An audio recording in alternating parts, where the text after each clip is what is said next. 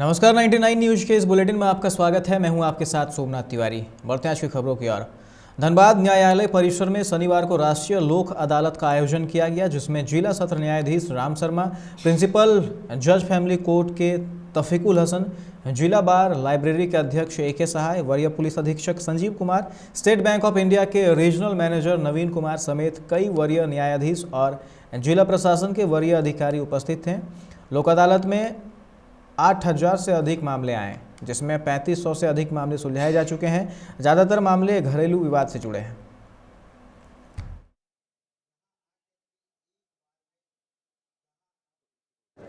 हाँ, आज नालसा के आदेश पर और झालसा के आदेश पर राष्ट्रीय लोक अदालत का आयोजन किया जा रहा है। संभवतः ये इस साल का आखिरी नेशनल लोक अदालत है। अभी तक हम 3,500 प्री लिटिगेशन कर चुके हैं और 2,500 जो मैटर अंडर जो पेंडिंग है कोर्ट्स में वो कर चुके हैं। और आज हमारी संख्या और बढ़ने वाली है, शायद एक रिकॉर्ड कायम हो जाए। तो यहाँ पर काफ़ी दूर दूर से लोग आए हुए हैं, सहयोग कर रहे हैं। सभी अपना केस निपटारा करना चाहते हैं। निपटारा करने से दोनों पक्ष का माहौल खुश रहता है, समाज में सुख शांति रहती है। क्रम में नालसा और झालसा के निर्देशानुसार नेशनल लोक अदालत का आयोजन हुआ है। माननीय प्रधान जिला सत्र न्यायाधीश महोदय के निर्देशानुसार, और एज ए फैमिली कोर्ट जज मेरा प्रयास ये रहा है कि इस नेशनल लोक अदालत के माध्यम से जितना ज़्यादा से ज़्यादा पति पत्नियों का जो उलझन है, विवाद है, उसको समाप्त करके पति पत्नी को एक साथ मिला के एक साथ जीवन यापन करने के लिए उन लोग खुशी खुशी यहाँ से विदा कर सकें, उसी का प्रयास है। अदालत है, जैसा PDG सर ने बताया कि बड़ी संख्या में यहाँ लोग आए हैं और अपनी वादों का निपटारा कर रहे हैं। एक बड़ा ही अच्छा प्लेटफॉर्म है, बहुत ही बड़ी सोच है, जिसमें दोनों पक्ष आकर के और एक समझौता के तहत अपना वादों का निपटारा करते हैं। सभी करीब 8000 के आसपास, जैसा बताया कि लोग का वादों का निपटारा होना है। बहुत ही बड़ी संख्या है। आशा है हम लोग और इसको दूर दूर तक ये सोच है इसको ले जाएंगे और जो वादों का निपटारा हो सकता है इस प्लेटफॉर्म पर आसानी से। झरिया पाथरडी के सुतुक डी मध्य विद्यालय में आयोजित सरकार आपके द्वार कार्यक्रम में भाजपा नेता साधन महतो की पिटाई किए जाने से भाजपा कार्यकर्ताओं ने झरिया विधायक पूर्णिमा नीरज सिंह के खिलाफ काफ़ी आक्रोश है। इस मामले में झरिया नगर भाजपा के लोगों ने पूर्णिमा के बॉडीगार्ड को निलंबित करने की मांग की है। भाजपा के जोड़ापोखर मंडल नेताओं ने बताया कि अगर जल्द से जल्द उस बॉडीगार्ड पर कार्रवाई नहीं की गई तो भाजपा सड़क से सदन तक आंदोलन करेगी। हम आपको बताएं कि शुक्रवार को आपके द्वार कार्यक्रम में समस्याओं की मांग करने पहुंचे भाजपा नेता साधन महतो को झरिया विधायक पूर्णिमा नीरज सिंह के बॉडीगार्ड ने मारपीट की थी। इसके बाद से ही भाजपा और कांग्रेस में तकरार बढ़ी हुई है।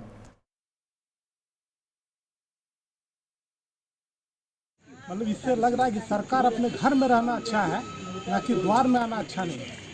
क्योंकि इस टाइप से वहाँ पे बिहेवियर किया गया, जो जनता वहाँ गई थी और सब अपने अपने मुद्दों को ले करके काफ़ी उन लोग को मतलब ये था कि हम लोग जाके वहाँ पे अपना बातों को रखेंगे। और जिस टाइप से वहाँ जाति सूचक बात करके वहाँ पे उन लोग को भगाया गया और हमारे लोगों को वहाँ पे मारा गया।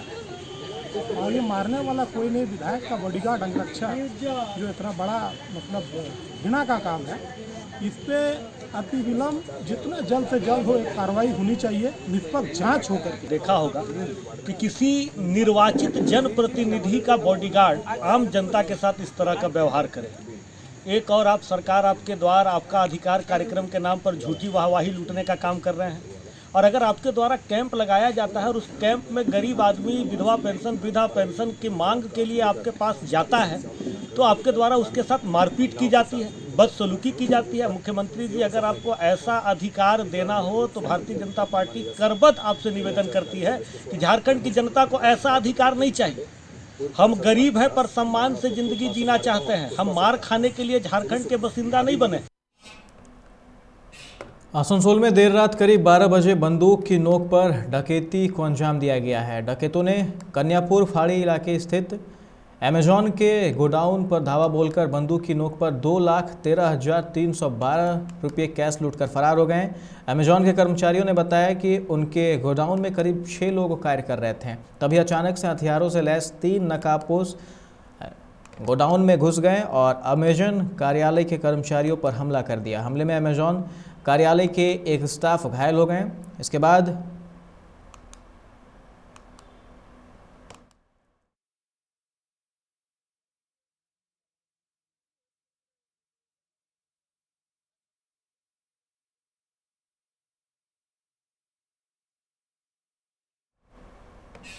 रानीगंज चैम्बर ऑफ कॉमर्स की तरफ से एक कार्यक्रम का आयोजन किया गया। इस कार्यक्रम में रानीगंज पंजाबी मोड़ फाड़ी के नए प्रभारी शेख रियाजुद्दीन का स्वागत किया गया और पूर्व फाड़ी प्रभारी सोमेन बनर्जी को विदाई दी गई। इस मौके पर रानीगंज चैम्बर ऑफ कॉमर्स के अध्यक्ष प्रदीप बजोरिया, सचिव अरुण भरतिया सहित चैम्बर के तमाम पदाधिकारी मौजूद थे। चैम्बर के पदाधिकारियों ने कहा कि सोमेन बनर्जी एक ऐसे पुलिस अफसर थे जो पुलिस और जनता के बीच संबंध को बेहतर करना चाहते थे। इसके लिए उन्होंने प्रयास भी किए, जिसका फायदा यह हुआ कि अपराध में काफ़ी कमी आई है।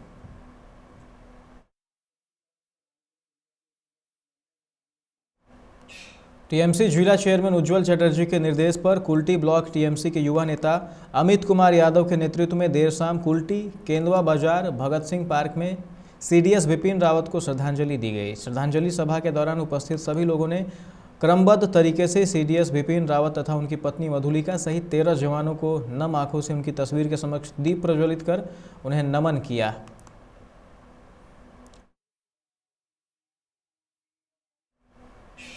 सिखों के 9वें गुरु तेग बहादुर के शहादत दिवस के अवसर पर रानीगंज में सिख समाज ने एक कार्यक्रम का आयोजन किया। रानीगंज के गुरुद्वारा प्रबंधक कमेटी की तरफ से आयोजित इस कार्यक्रम में गुरुद्वारा प्रबंधक कमेटी के सचिव रविंदर सिंह ने कहा कि सिख समाज के छोटे छोटे बच्चों ने गुरु तेग बहादुर के जीवन और कार्यों को उजागर करते हुए कई कार्यक्रम पेश किए। हर साल गुरु तेग बहादुर का शहीदी दिवस मनाया जाता है। इस साल गुरु तेग बहादुर का 400वां प्रकाश पर्व है। इसे लेकर कई कार्यक्रमों का आयोजन किया गया है। समाज है वो हर साल हमारे 9वें गुरु श्री गुरु तेग बहादुर साहब जी का शहीदी पर्व मनाता है और इस साल हमें बड़ी खुशी भी है कि हमारे इस गुरु तेग बहादुर साहब जी का पावन 400 साला प्रकाशोत्सव भी पूरे संसार भर में मनाया जा रहा है और साथ में हम उनके प्रकाशोत्सव की खुशियाँ मना रहे हैं और साथ में हर साल की तरह हम उनका शहादत दिवस भी पालन कर रहे हैं। और इस साल जो रानीगंज में शहादत दिवस का प्रोग्राम है उसमें सबसे पहले आज का जो ये कार्यक्रम चल रहा है, इस कार्यक्रम में गुरु तेग बहादुर साहब जी के जीवन के ऊपर में उनके जीवन से संबंधित उनकी शिक्षाओं को लेकर के उनकी लिखी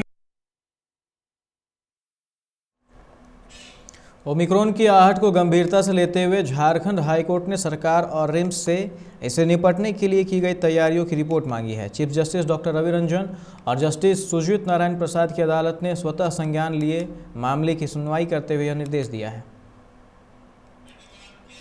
मुख्यमंत्री हेमंत सोरेन ने कहा है कि राज्य में खरीदा जाने वाला धान अब बाहर नहीं भेजा जाएगा, इसका यहाँ चावल बनेगा। इसके लिए सरकार 29 दिसंबर को राज्य में 14 राइस मिलों का नींव रखेगी। मुख्यमंत्री ने मेदिनीनगर पुलिस लाइन स्टेडियम में आपके अधिकार आपकी सरकार आपके द्वार कार्यक्रम में यह घोषणा की। उन्होंने यह भी कहा कि इस वर्ष किसान को धान के पूरे पैसे का भुगतान कर दिया जाएगा। जेपीएससी आंदोलनकारी छात्रों ने राज्यपाल रमेश बैस से मुलाकात कर जेपीएससी प्रारंभिक परीक्षा परिणाम में गड़बड़ी का सबूत सौंपा है। वहीं राज्यपाल ने छात्रों को न्याय का आश्वासन दिया।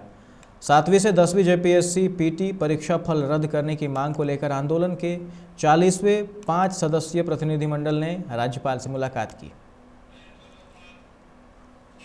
बिरसा मुंडा एयरपोर्ट का जल्द ही कायाकल्प होगा। यहां आधुनिक तकनीक से लैस सिस्टम और सुविधाएं बढ़ाई जाएंगी। योजना है कि आने वाले दिनों में राज्य सरकार के सहयोग से एयरपोर्ट के लिए अतिरिक्त 301 एकड़ भूमि का अधिग्रहण कर एयरपोर्ट का विस्तार किया जाएगा। जल्द ही एयरपोर्ट में ILBS की सुविधा बहाल कर दी जाएगी। वर्तमान में इस सिस्टम को इंस्टॉल करने की प्रक्रिया जारी है। इससे यात्रियों को सामान जांच कराने के लिए इंतजार नहीं करना होगा। लालू प्रसाद यादव के छोटे बेटे तेजस्वी यादव ने दिल्ली में अपनी पुरानी दोस्त रचेल के साथ शादी की है। जहां एक और लालू परिवार अब भी जश्न के माहौल में डूबा हुआ है, वहीं दूसरी ओर अपने भांजे के फैसले पर पूर्व सांसद और मामा साधु यादव ने ही उंगली उठा दी है। उनका कहना है कि समाज के बाहर की लड़की से शादी करना ठीक नहीं है, समाज के माथे पर कलंक लगाया गया है। 11 से 13 दिसंबर की तिथियों राजगीर के इतिहास में नया अध्याय जोड़ेगी, क्योंकि 2600 साल बाद राजगीर में आयुर्वेद दवाओं की धूम मचेगी। राजगीर में आज से आयोजित होने वाले 3 दिवसीय आयुर्वेद पर्व की तैयारी पूरी हो गई है। इंटरनेशनल कन्वेंशन सेंटर में इसका उद्घाटन राज्य के मुख्यमंत्री नीतीश कुमार करेंगे। इस अवसर पर स्वास्थ्य मंत्री मंगल पांडे, केंद्रीय आयुष सचिव राजेश कटोचा, राष्ट्रीय आयुर्वेद परिषद के सभापति जयंत देव पुजारी, आयुर्वेद सलाहकार मनोज नेसरी, राष्ट्रीय आयुर्वेद सम्मेलन के अध्यक्ष पद्मश्री वैद्य देवेंद्र त्रिगुना मौजूद रहेंगे। रेलवे रिक्रूटमेंट सेल के देश भर में रेलवे प्रतियोगिता परीक्षा की तैयारी करने वाले छात्रों के लिए एक बार मौका दिया है। आरआरसी ने ग्रुप डी भर्ती के 4.85 लाख अभ्यर्थियों के आवेदन निरस्त कर दिए थे। अभ्यर्थियों ने सोशल मीडिया से लेकर अन्य प्लेटफॉर्म पर इसको लेकर मुहिम चलाई, कोर्ट का दरवाजा भी खटखटाया। इसके बाद अभ्यर्थियों को गलती सुधारने का एक और मौका दिए जाने की घोषणा की गई है। मजदूरी करने वाले के छोटे बच्चों की पढ़ाई लिखाई के लिए सरकार की ओर से अच्छी पहल की गई है। इसमें उन बच्चों को शामिल करने की योजना है जिन्हें उनके माता पिता मजबूरी में अपने कार्यस्थल पर ले जाते हैं। सूबे के ऐसे 53,938 बच्चों के लिए मौसमी छात्रावास बनेगा। इन बच्चों के माता पिता के काम करने की जगह के पास यह छात्रावास बनेगा।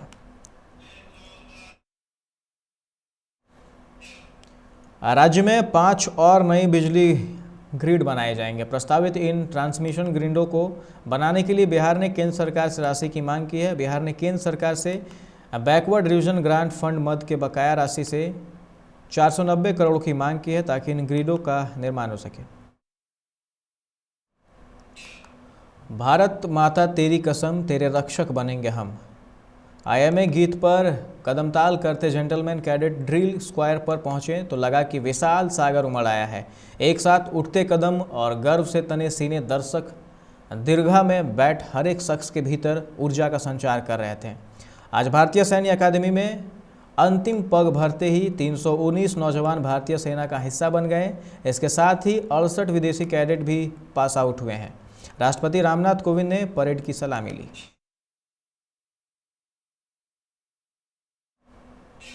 नए कोरोना वेरिएंट ओमिक्रॉन के प्रसार पर बढ़ती चिंताओं के बीच महाराष्ट्र सरकार एक बार फिर सक्रिय हो गई है और एहतियातन मुंबई में रैलियों व भीड़ न लगाए जाने को लेकर एक्शन लिया है। मुंबई में बड़ी सभाओं को रोकने के लिए 11 और 12 दिसंबर के लिए दंड प्रक्रिया की धारा 144 लागू कर दी गई है, जिसमें रैलियों, मोर्चों, जुलूसों आदि पर रोक लगा दी गई है। आदेश का उल्लंघन करने वालों को भारतीय दंड संहिता IPC की धारा 188 के तहत दंडित किया जाएगा।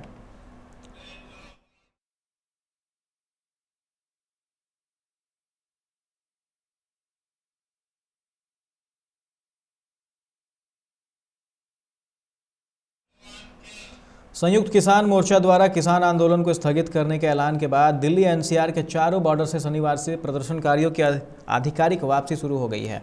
शनिवार सुबह से ही किसान प्रदर्शनकारियों की गाड़ियों के काफिले निकल रहे हैं। बता दें कि दिल्ली NCR के चारों बॉर्डर सिंघू, शाहजहांपुर, टिकरी और गाजीपुर से किसानों की वापसी शुरू तो हो गई है, लेकिन यहाँ पर यातायात सामान्य होने में अभी 1-2 दिन से लेकर सप्ताह भर का समय लग सकता है। इस बुलेटिन में फिलहाल इतना ही। तमाम खबरों के लिए आप देखते रहें 99 न्यूज़। नमस्कार।